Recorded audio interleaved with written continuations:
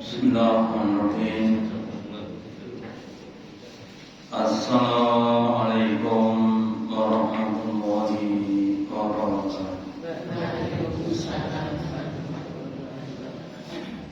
Alhamdulillah, alhamdulillahilladzi akramana bi ni'matil iman wal Islam.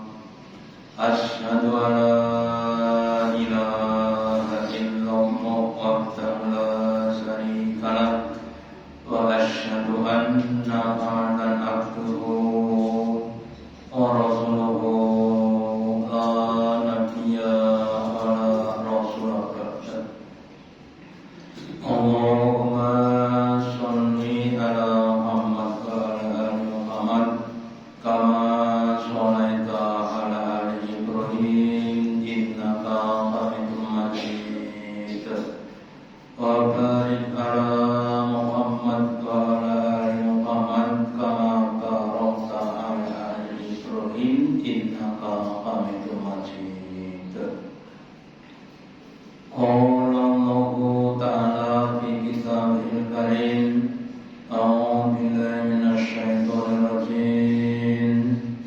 Ya ayyuhalladzina amanu ittaqullaha haqqa tuqatih wa la tamutunna illa wa antum muslimun. Wa qala fi ayatil ukhra ayastalladina waladina la ya'lamun. Bapak Ibu yang dirahmati Allah, yang pertama dan utama, marilah kita selalu menambahi, meningkatkan kesyukuran kita, keimanan dan Allah dengan rangka dan pertolongan adanya. Kemudian ada satu pertanyaan dari Allah kepada kita. Apa pertanyaannya?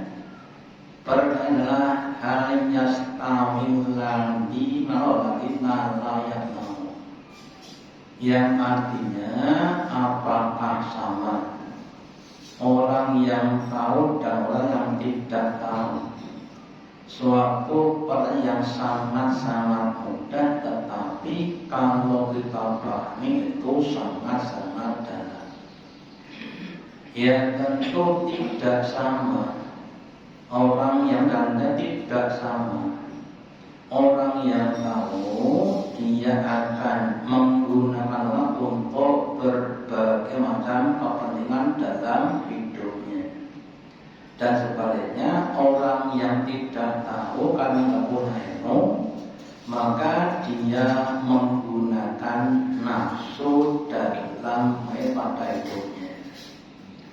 Terus mungkin orang yang pernah dengar orang dengan julukan Ki Joko Budu, ya, seorang paranormal yang kaya, yang rumahnya besar, mewah, ya. Pasien adalah para pejabat dan para artis, ya. Bertahun-tahun dia menjadi paranormal dengan julukan Ki Joko Budu. Tapi dia bangga dengan kebodohan, ya. Teman-teman, wong bodoh bangga dengan, ya. Lalu kemudian alhamdulillah, kemudian beliau mendapat hidayah, ya, sehingga meninggalkan profesi dan organisasi sehingga benar hijrah menjadi Islam. Ya, rambutnya yang panjang dipotong, ya, dan sebagainya, ya, seperti itu. Dari yang kiri itu kemudian sekarang menjadi yang kanan tadi, ya. Nah, kemudian dia hijrah. Nah, ini kita ambil benar Bapak Ibu, mohon maaf, dalam beberapa hal mungkin kita diberi ilmu, tetapi di bagian kadang-kadang belum diberi ilmu. Contoh yang saya sampaikan, Nabi telah bersabda, bahwa sholatur rajuli fi jama'atihi, sholat dicampur dilipatkan 27 dibandingkan sholat yang sendirian di rumah. Lah hasil sudah banyak kita sampai Bapak Ibu, tetapi kenyataannya ada yang tidak berjamaah. Pertanyaannya, mohon maaf ya, yang berjamaah yang pilih 27 itu kira-kira kudu nopo pinter ya. Sing boten jamaah kudu nopo pinter mangcandai dhewe-dhewe. Awake dhewe maksudnya niku kudu nopo pinter. Ya. Nah, kalau kita mohon maaf masih pada statusnya bodoh, monggo kemudian kita berhijrah menjadi orang-orang yang pintar. Dengan apa? Dengan belajar. Di pepatah mengatakan innamal ilmu bita'allumi. Ya. Sesungguhnya ilmu itu dengan taklim. Sekelas Nabi Muhammad itu dapat dengan taklim, dengan belajar. Gurunya siapa? Gurunya Malaikat Jibril. Ya, sehingga itu kita juga begitu. Kalau kita kepengen hijrah dari status duduk kepada status pinter, ya kita harus banyak-banyak belajar, utamanya dalam perkara yang kita masih bodoh lagi. Contoh lagi, ya, Nabi sabdakan bahwa al-yadul ulya, walaupun yadul sufla, tangan di atas maksudnya memberi itu lebih baik dibanding dengan tangan di bawah atau memberi. Gitu. Nah, kemudian ada sebagian orang yang dia masih senang kalau diberi, bahkan mindsetnya cara mikirin itu bagaimana supaya saya bisa meminta bahkan diberi. Ya. Meskipun dia sudah banyak, tapi mikirnya masih begitu. Sementara ada orang yang sudah pintar, ya, dia berpikir bagaimana supaya bisa memberi. Ya, makanya lagi. Kalau kita masih dalam keadaan duduk, mari kita banyak belajar supaya jadi orang yang pintar. Karena orang yang pintar itu dalam hidupnya, ya, akan lebih efektif, atau tepat guna, ya, lebih efisien, ya, lebih hemat, lebih irit, dan lebih maksimal akan hasilnya. Dan sebaliknya, orang-orang yang bodoh itu tidak efektif, ya, sehingga banyak yang mubazir, tidak efisien, ya, tidak hemat, atau dia boros karena tidak maksimal. Sekedar contoh, kalau ada teman yang baru, ya, sing wedok sing berku ngenalkan dan zaman namanya tahu masak. Pada disebutkan belajar masak. Belajar masak itu kita nek masak niku efektif nomor 1. Dadak upah ukur disimbang-timbang tetap orang efektif nama masih duduk. Dan anda belajar akan jadikan dan seterusnya. Ini kita berusaha untuk menjadi orang-orang yang pintar, meskipun kita masih dalam keadaan duduk. Sekedar untuk memberikan suatu definisi atau pengertian. Pintar itu orang yang memiliki ilmu, cara, metode, ya. Orang punya itu akan mencerna apapun dengan sempurna, sehingga memiliki pengetahuan berusaha untuk semakin meluaskan pengetahuan kita.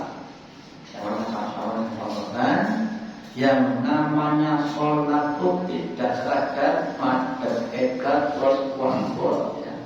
Tapi sholat itu adalah ditumoli agar. Cara ingat kalau yang paling sempurna, sholat itu adalah amal yang pertama kita dan menjadi penentu nasib di akhirat. Sholat itu adalah tanha anil fasa iwamat dan sebagainya. Sehingga semakin luas kita itu mengenal akan semakin banyak bermanfaat dan sebagainya. Ya. Kemudian orang pintar itu dengan ilmu akan menjadi senjata utamanya dalam menghadapi berbagai macam yang dihadapi dalam kehidupannya. Ya, contoh ini namanya orang hidup kan penuh dengan fitnah atau masalah. Ada masalah nomor masalah rezeki, kesehatan atau yang lainnya. Ya, contoh masalah rezeki. Orang katakan bahwa Allah pun dat yang menolong dan menyelamatkan bagi yang dikehendaki. Terus kemudian dia tahu itu adalah kuasa Allah. Manusia cuma ikhtiar.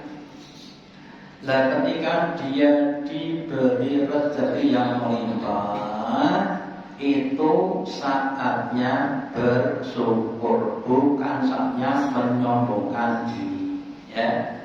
Ketika diberi sempit itu saatnya bersabar, bukan saatnya untuk memaki atau untuk hasad.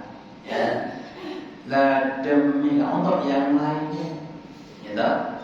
Sebaliknya orang yang bodoh itu orang yang tidak punya ilmu, sehingga yang digunakan adalah nafsu. Ya.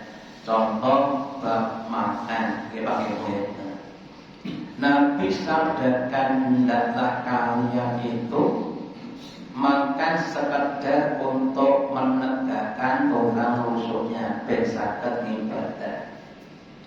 Kalau nggak bisa paling maksimal tapi maksimal itu makanannya sepertiga perut, minumnya sepertiga, terus juga sepertiga. Ya, terus ada nasi. Supaya tercipta keadaan yang memungkinkan metabolismenya berjalan dengan lancar. Tetapi pas ada jamuan makan, jamuan makan makmane opak gratis enak kabeh.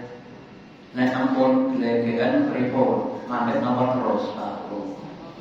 Oke. Terus mandek nomor mandek. Oke. Lah bagi yang mandek berarti dia sudah pintar. Ya. Bagi yang terus namanya orang yang duduk mempergunakan nafsunya tadi. Kita harus berusaha untuk semakin pintar, meskipun lagi kadang masih bodoh. Ya. Perbedaan bodoh dan pintar menurut Nabi.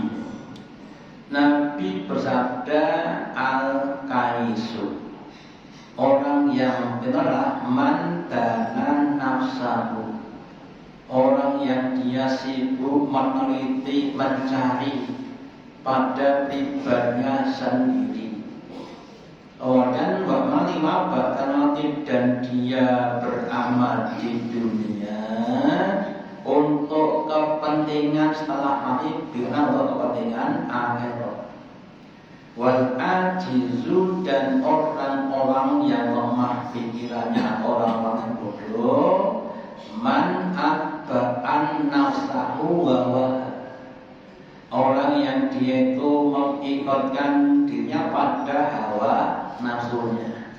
Suma taman Allah yang kemudian dia berangan-angan kepada Allah. Jadi Yang pertama, orang yang pintar itu orang yang dia kerso urun introspeksi pada dirinya sendiri. Kalau dia melihat pada dirinya ada kelemahan, terus dia sempurnakan, dia perbaiki. Contoh umpamanya, ya, kita merasa, saya kok orang yang masih pelit, kalau diperintah infak kok saya masih ada rasa pelit, makanya begitu.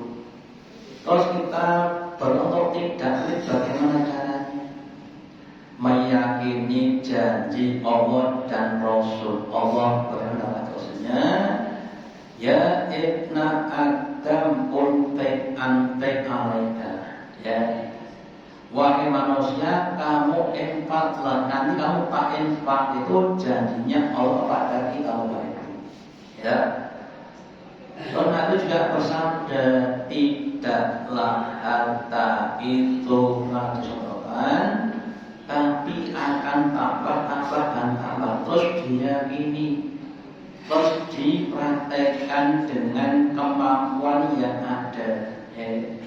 Raketan sedino pinten baru 1000 orang itu 10.000. Nah, tuh. Kemudian ketika kita sudah diberi kemampuan, alhamdulillah, saya sudah diberi kemampuan bisa baca Quran 1 hari 1 juz, alhamdulillah. Itu kan sombong, tapi disyukuri, alhamdulillah. Sudah diberi kemampuan untuk baca Quran setiap hari 1 juz, itu disyukuri, bukan disombongkan, ya. Kemudian wa amila lima badanauti, dunia itu adalah ladang akhirat. Adno maksudnya akhirat. Sehingga ketika kita menanam amal di dunia, bukan untuk dunia, tapi untuk akhirat, ya. Kita sholat, puasa, ngaji, termasuk juga kita makan, minum, berkata untuk akhirat. Setiap amalan di dunia akan berakibat besok di akhirat, ya. Soalnya ini bab tidur mau, ya. Kan banyak orang menyangka tidurlah urusan dunia. Kita perlu kok dibahas. Nah, kenapa itu? Tidur itu juga suatu amalan, buktinya Allah perintah pada kita untuk tidur pada waktunya. Nabi contohkan waktu-waktu yang berbeda dan waktu yang tidak untuk tidur. Kemudian kita tidurnya di waktu yang baik untuk tidur, itu namanya kan ibadah, ya. Mau tidur berdoa, bismika Allahumma ahya wa bismillah, kemudian jadi ibadah, ya. Mau tidur kita wudhu dulu, kan namanya orang pintar, ya. Dan ketika kita tidur dalam keadaan berlaku tadi, maka malaikat baru mendoakan untuk kita sampai kita bangun, ya. Kalau kita orang tidurnya 6 jam, gitu, makin 6 jam sampai kita bangun, apa enggak ibadah, gitu. Kan kita mati dalam keadaan suci, ya. Kemudian kita dilazimi kalau bisa.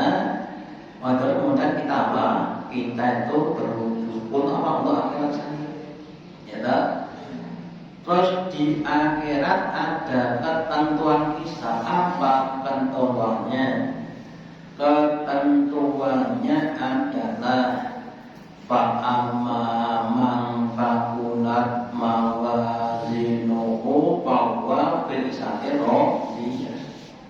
Ketentuan yang pertama adalah barang siapa yang dia kebaikan lakukan dianggap buruknya, maka dia akan masuk ke dalam surga dan sebaliknya, ya. Bahkan siapa yang kebayang lebih sedikit maka akan masuk neraka. Terus kita memilih yang mana Bapak Ibu? Pilih yang depan atau pilih yang belakang? Ya. Kemudian ada konsekuensinya kalau kita pengen masuk surga. Maka ketika di dunia ini kita harus berusaha mencari, membuat, beramal yang baik atau dengan amal yang buruk.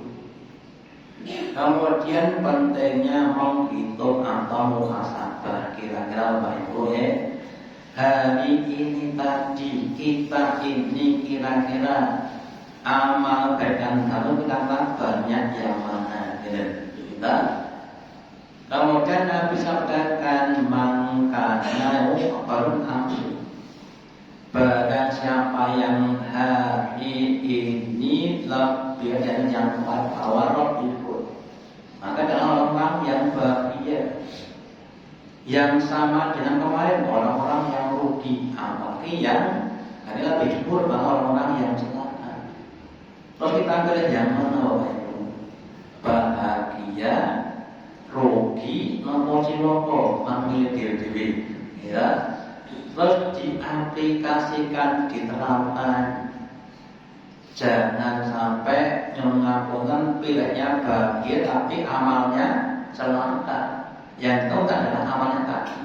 Ya. Terus sebaliknya wal ajizu, dan orang-orang yang ajuz, yang lemah pikirannya.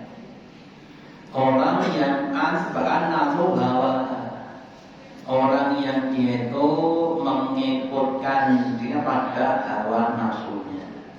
Sekedar contoh Bapak Ibu, ya benar itu berjalan, ya sebenarnya dari timur ke barat, ketemu dengan orang kafir sendiri bangsi jen-jenan. Orang berkata, ya mudah orang-orang yang celaka, orang-orang yang jelek. Nabi dia enggak marah. Kenapa? Saya mau selamat bukan mau damai. Umpama Pak, Bu dengan dari timur ke barat, petuk oleh Allah. Ini wedus. Enggak tahu dengan bukan Bapak.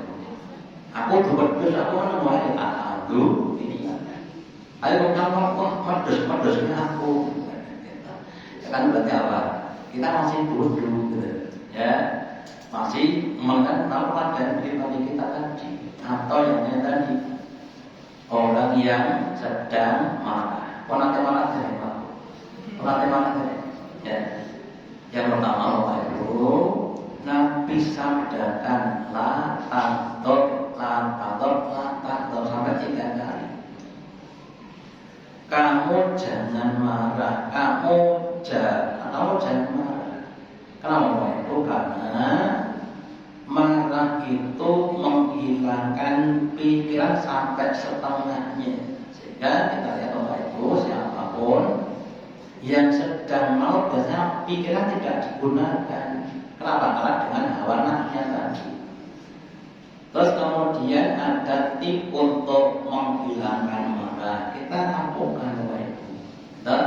Atau kita boleh marah pada ada tertentu. Apa contohnya? Contohnya ketika Islam dilecehkan, ya Quran mau dilecehkan, itu kita marah, boleh bahkan harus marah. Kenapa? Quran dilecehkan, ya Quran dibakar, dia ada Bapak Ibu.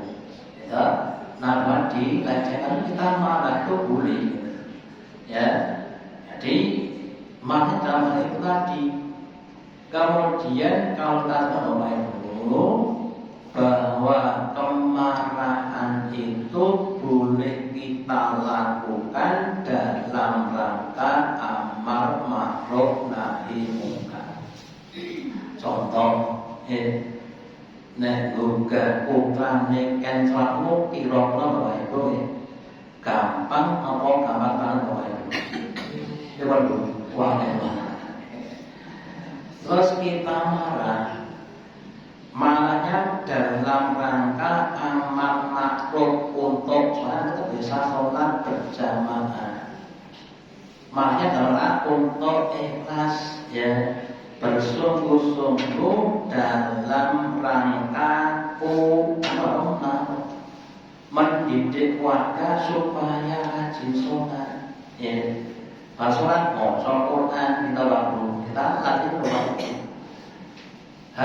kita kadang malah game ya, anak-anak termasuk anak saya Bapak Ibu gitu. Kalau dinasihati ya kadang juga susah Bapak Ibu gitu.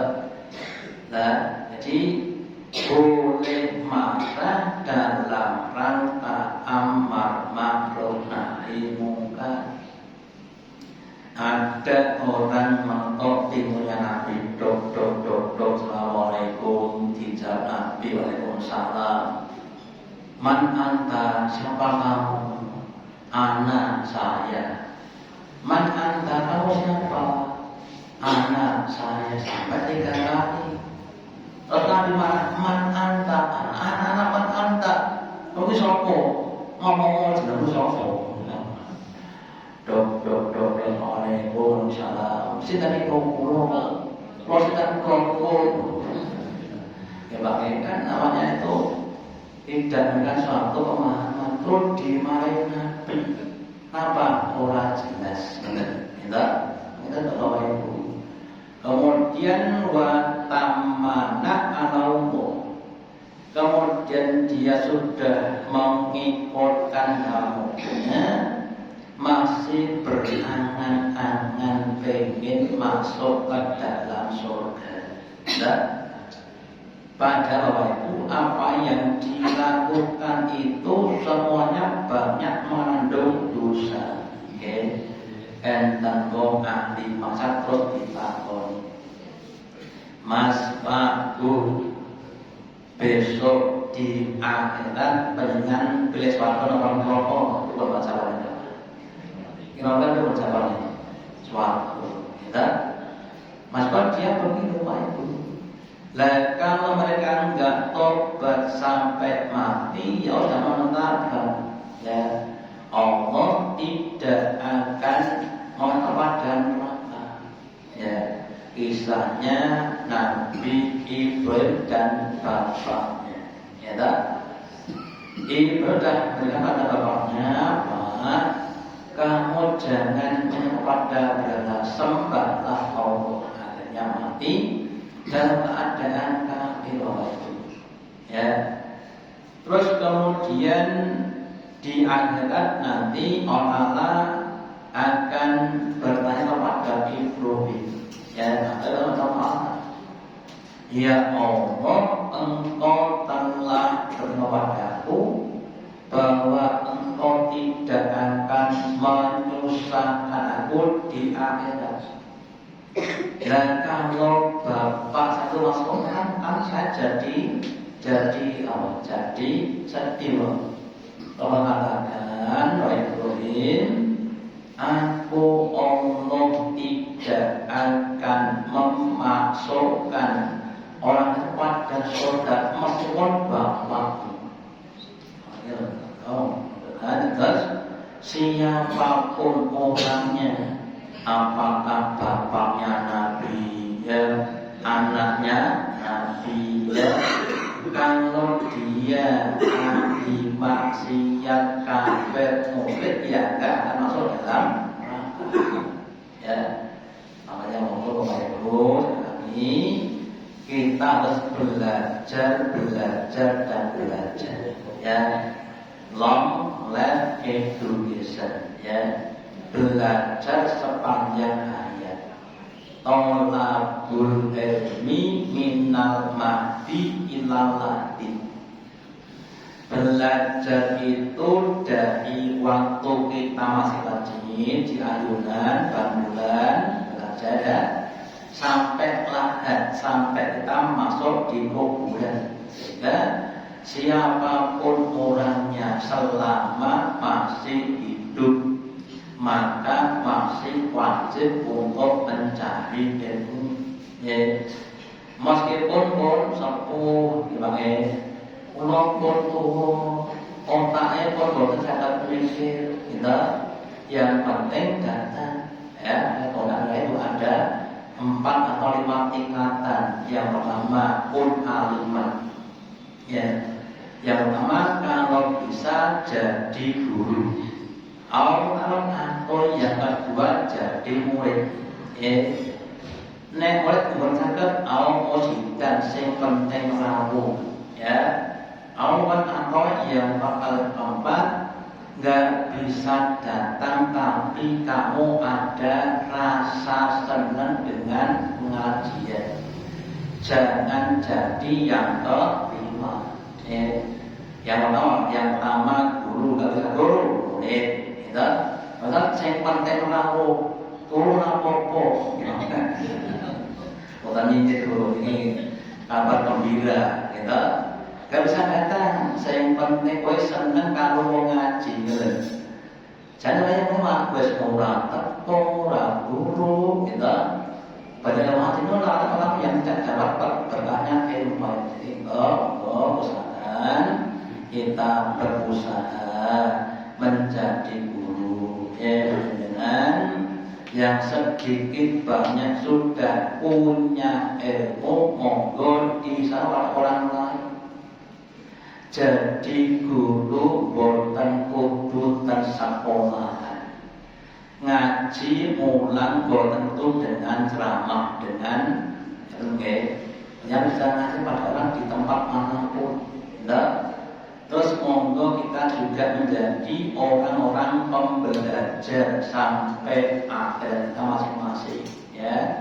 Dan semoga semakin lama Allah memberikan kita ilmu-ilmu yang bermanfaat, diparingi kemampuan untuk mengamalkan dan mengamalkan dengan istiqomah, ikhlas, sabar sampai akhir Rasul khotimah.